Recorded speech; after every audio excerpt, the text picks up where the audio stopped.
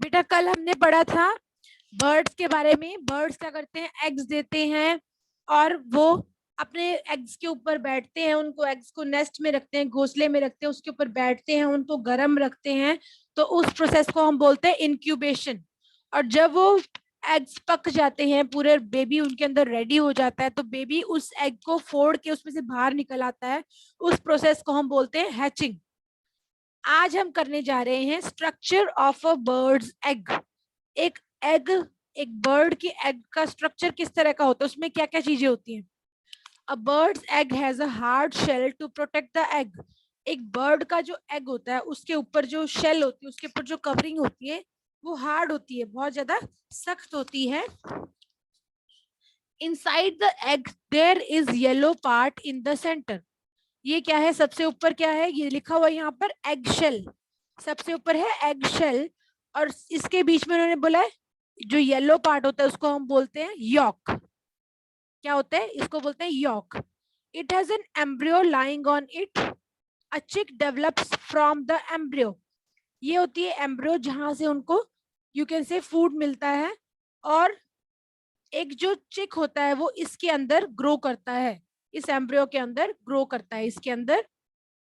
The embryo feeds on the yolk as it grows. जो embryo है, ये embryo इसके अंदर जो बेबी होता है यॉक के अंदर उसको फीड करती है। A watery white part surrounds the yolk. यहाँ पे क्या होता है, व्हाइट पार्ट होता है बिल्कुल, जो कि यॉक को कवर करके रखता है। It is called albumin. इसको हम क्या बोलते हैं, इस व्हाइट पार्ट को एल्ब्यूमन बोलते हैं। It protects the embryo. ये क्या करता है, इसके अंदर जो वो होता है बेबी होता है उसको वो संभाल के रखता है, उसको वो ध्यान रखता है। There is an air sac containing air on the broader end of egg. यहाँ पे क्या है, एंड पर, जहां पर जो चौड़े वाला एरिया होता है, ब्रॉड एंड मतलब जो एग का चौड़े वाला एरिया होता है, वहां पर एक एयर पॉकेट होती है जहां से उनको सांस मिलती है, जो बेबी होता है उसको सांस मिलती है। द डेवलपिंग चिक ब्रीथ्स इन दिस एयर। जो इसके अंदर बेबी बन रहा है उससे यहाँ से वो सांस लेता है, इस एरिया से वो सांस लेता है। तो ये क्या है, एक स्ट्रक्चर है एग का। तो आपने ये पिक्चर अपनी कॉपी में ड्रॉ करनी है, पीछे क्वेश्चन आंसर आएंगे तो उसके अकॉर्डिंग आपने ये पिक्चर ड्रॉ करनी है। फिर आगे आपका fishes. Fishes lay eggs in water. Fishes जो होती है वो पानी में अपने एग्स देती हैं। दे ले a large number of eggs at a time. जब वो एग्स देती है तो एक ही टाइम में इतने सारे, बहुत सारे एग्स दे देती हैं। The mass of eggs led by a fish is called sperm. जो बहुत सारे एग्स जो कि फिश बर्थ दे देती है, जन्म दे देती है, उसको बोलते हैं स्पॉन। क्या बोलते हैं उसको, spawn. Eggs of fishes do not have hard shells. जो फिशेस होते हैं इनके जो शेल होती है, ऊपर का जो सतह होती है वो ज्यादा हार्ड नहीं होती। They are covered with jelly that protect them with from water. इनका जो एग्स होती है ये किससे कवर होते हैं, जेली से कवर होते हैं, जो कि इनको पानी से बचाते हैं।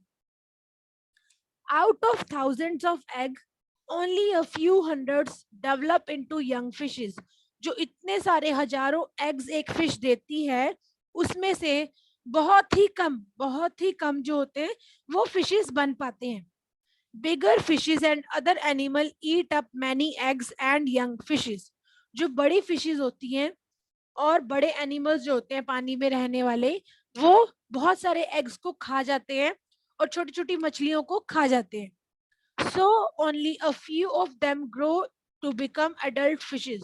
तो इसलिए इनमें से बहुत ही कम ऐसे होते हैं जो कि बड़ी फिश बन पाते हैं। बड़ी फिश बनने से पहले ही बहुत सारों को बड़े एनिमल्स या बड़ी फिश खा जाती है। फिर आ गया रेप्टाइल्स। रेप्टाइल्स क्या होते हैं, रेप्टाइल्स होते हैं जो रेंगने वाले जीव होते हैं। रेंगने वाले जीव जो होते हैं उनको रेप्टाइल्स बोलते हैं। जब आप चैप्टर पढ़ते हो बेटा, मैं आपको किसी वर्ड की हिंदी बताती हूँ, स्पेशल वर्ड की, जैसे रेप्टाइल्स है तो उसके साथ में हिंदी में आप लिख लिया करो, ताकि क्या हो, आपको उसका मीनिंग बाद में भी याद रहे। ठीक है, रेप्टाइल्स क्या होते हैं, जो रेंगने वाले जीव होते हैं, रेंग के चलते हैं। जैसे स्नेक्स हैं, टर्टल्स है, स्नेक मतलब सांप, सांप, टर्टल मतलब कछुआ, लिजर्ड मतलब छिपकली, क्रोकोडाइल मतलब मगरमच्छ, ये सारे रेंग के चलते हैं, इनको बोलते हैं reptiles. They lay eggs on the ground, ये एग्स देते हैं अपना ग्राउंड पे एग्स देते हैं। Their eggs have thick and leathery shells, इनकी जो एग्स होते हैं, इनकी जो क्या होती है शेल होती है ऊपर का, वो क्या होती है, बहुत मोटी होती है और लेदर की तरह सॉफ्ट होती है। So these eggs do not break even laid on the ground, तो वो क्या करती है, तो इसलिए क्या होती है, उनकी जो शेल होती है वो जब अगर नीचे ग्राउंड में भी पड़े हैं तो भी वो फूटते नहीं है आसानी से, अगर किसी का पैर भी पड़ जाए तो भी नहीं फूटते हैं। The eggs are warmed by the heat of the sun, जो एग्स है वो सन की गर्मी से गर्म रहते हैं। Most reptile do not take care of their eggs, बहुत सारे जो रेप्टाइल्स होते हैं वो अपने एग्स का ध्यान नहीं रखते हैं, अपने बेबीज का ध्यान नहीं रखते हैं। So many eggs and young ones are eaten up by other animals. बहुत सारे एग्स जो होते हैं या छोटे बेबीज जो होते हैं उनको दूसरे एनिमल्स खा जाते हैं। तो ये हो गए रेप्टाइल्स। फिर हमारा आ गया यहाँ पे फ्रॉग्स। फ्रॉग्स क्या करते हैं, ये भी एग्स देते हैं। Frogs also lay eggs in water in safe places, जो फ्रॉग्स होते हैं वो पानी में एग्स देते हैं लेकिन उसमें भी सेफ जगह पे एग्स देते हैं। Like fishes their eggs are also covered with jelly, fishes की तरह ही इनके जो एग्स होते हैं वो जेली से कवर होते हैं। The life cycle of a frog has many stages, एक फ्रॉग की लाइफ साइकिल मतलब जब वो छोटे होते हैं फिर और बड़े होते हैं, फिर और बड़े होते हैं, फिर और बड़े होते हैं, उनकी बहुत सारी स्टेजेस होते हैं। जैसे हमने कल भी पढ़ा था कि जो कुछ ऐसे यंग वंस होते हैं जो कि एग में से बाहर निकलते हैं तो वो अपने पेरेंट की तरह नहीं दिखते, वो अपने जो मदर होती है या फादर होते हैं उनकी तरह नहीं दिखते, वो अलग तरह के दिखते हैं।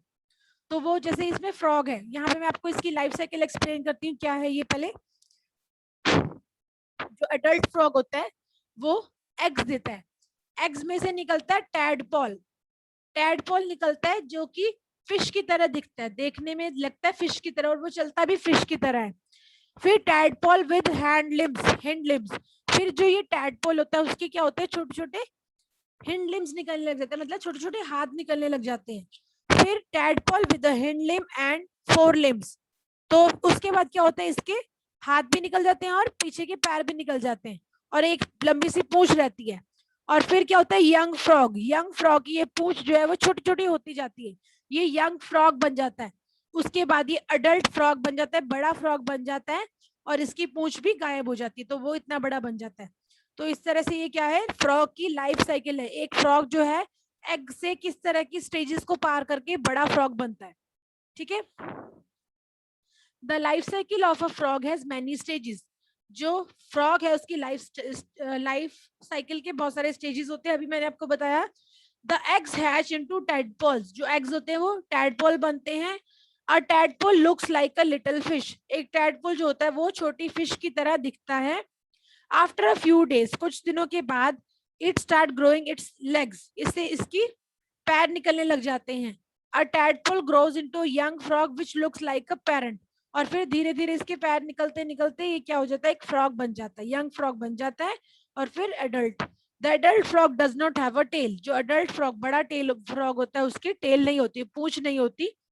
It lives on land and reproduce on water, ये रहता तो धरती पर है और रिप्रोड्यूस मतलब अपने एग्स किस में देता है, पानी के अंदर देता है। ठीक है, रिप्रोड्यूस का मतलब मैंने बताया था, रिप्रोड्यूस मतलब आगे बर्थ देना, तो वो क्या करता है, पानी में करता है। फिर आगे आ गया आपका insect. All insect lay eggs,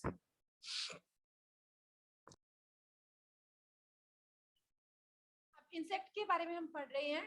सभी इंसेक्ट जो होते हैं वो एग्स देते हैं, जितने भी इंसेक्ट होते हैं, जितने भी मक्खी मच्छर वगैरह जितने भी होते हैं वो सारे एग्स देते हैं। Some insects such as grasshopper and cockroach pass through 3 stages in their life cycle, कुछ ऐसे जो इंसेक्ट्स होते हैं जैसे ग्रास हॉपर है या कॉकरोच है, वो क्या करते हैं, अपनी लाइफ साइकिल में बहुत सारे 3 स्टेजेस को क्रॉस करके आते हैं। और बाकी क्या होता है, जैसे हाउस फ्लाई है, बटरफ्लाई है, और उनकी 4 स्टेजेस होते हैं। जो ग्रास हॉपर और कॉकरोच होते हैं उनकी 3 लाइफ साइकिल होती है, और जो हाउस फ्लाई मतलब घर वाली जो मक्खी होती है, और बटरफ्लाई जो होती है, तितली होती है, उनकी 4 होती है, 4 स्टेजेस होती है उनकी लाइफ साइकिल। जैसे हमने कल फ्रॉग की लाइफ साइकिल पढ़ी थी, आज हमने इससे पहले पढ़ा फ्रॉग की लाइफ साइकिल, तो उसके बाद हम पढ़ने जा रहे हैं life cycle of a cockroach. Cockroach की लाइफ साइकिल क्या होती है? The life cycle of cockroach has 3 stages. एक जो लाइफ साइकिल होती है कॉकरोच के, उसके 3 स्टेजेस होते हैं। They are egg, nymph and adult. Egg, nymph और अडल्ट। जो एग होता है, एग के अंदर से बेबी कॉकरोच बाहर निकलता है, उसको हम बोलते हैं निम्फ। और निम्फ जो होता है वो धीरे धीरे एडल्ट कॉकरोच बन जाता है, बड़ा कॉकरोच बन जाता है। The baby cockroach that comes out of the egg is called a nymph. जो एग में से बाहर निकलता है बेबी कॉकरोच, छोटा सा कॉकरोच, उसको हम बोलते हैं nymph. It differs very little from the adult as it is small in size and does not have wings. ये क्या करता है, अपने पेरेंट से, जो बड़ा फ्रॉग बड़ा कॉकरोच होता है, उससे बहुत कम अलग होता है। आपने छोटे छोटे कॉकरोच भी देखे होंगे, बड़ा कॉकरोच भी देखा होगा। जो छोटा कॉकरोच होता है वो बड़े वाले से बहुत कम डिफरेंट होता है, उसके जैसा ही दिखता है। बस क्या डिफरेंस होता है कि उसका साइज छोटा होता है, वो छोटा होता है, और उसके पंख नहीं होते। As it grows, जैसे जैसे वो बड़ा होता है, it sheds to its old skin. वो क्या करता है, अपनी पुरानी स्किन को गिरा देता है, and grows a new one, और उसकी न्यू स्किन आ जाती है। This is called molting. उसको क्या बोलते हैं? मोल्टिंग। एक जो इंसेक्ट होता है अपनी पुरानी स्किन को, ओल्ड स्किन को उतार के न्यू स्किन जब वो पहन लेता है, न्यू स्किन उसके ऊपर आ जाती है, तो उसको हम बोलते हैं moulting. After many molting, a nymph become an adult cockroach. बहुत सारी मोल्टिंग के बाद, बहुत सारी बार अपनी पुरानी स्किन उतारने के बाद, एक जो छोटा वो है कॉकरोच है, वो बड़ा कॉकरोच बनता है। ठीक है, ये हो गया लाइफ साइकिल ऑफ कॉकरोच। फिर हमारी आ गई life cycle of butterfly. This is last in this chapter. इसमें क्या है, the life cycle of butterfly has 4 stages. इसकी 4 स्टेजेस हैं। They are egg, larva, pupa और adult. Egg, larva, pupa or adult. The young ones which hatch out of the eggs are quite different from adult butterfly. जो egg में से young ones निकलते हैं, जो वो क्या लगते हैं, वो बिल्कुल ही जो इनका एडल्ट बटरफ्लाई होता है उससे बिल्कुल अलग दिखते हैं। एग में से क्या निकलता है, ये कैटरपिलर निकलता है, कैटरपिलर की तरह निकलता है। और कैटरपिलर क्या करता है, धीरे धीरे क्या करता है, अपने आप को एक, वो पत्तों के ऊपर ही सांस लेता है, पत्तों के ऊपर ही जीता है, वो धीरे धीरे वो अपने आप को एक प्यूपा के अंदर बंद कर लेता है। ठीक है, उस प्यूपा के अंदर वो अपनी उसकी बॉडी बनती रहती है, और धीरे धीरे वो प्यूपा फूटता है और वो अडल्ट बटरफ्लाई बन जाता है। The young ones which hatch out of the eggs are quite different. ये मैंने आपको बता दिया, अलग होते हैं। They looks like worm. वो क्या करते हैं, कीड़े की तरह दिखते हैं।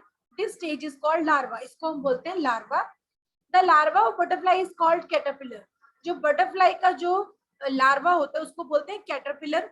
And the house fly is called maggot. और मैगॉट का जो लार्वा होता है, हाउस फ्लाई मतलब जो मक्खी का जो लार्वा होता है, इस तरह का मक्खी का बनता है, उसको हम बोलते हैं मैगॉट। क्या बोलते हैं? मैगॉट। जो बटरफ्लाई का होता है लार्वा, उसको बोलते हैं कैटरपिलर, और जो हाउस फ्लाई का होता है उसको बोलते हैं मैगॉट।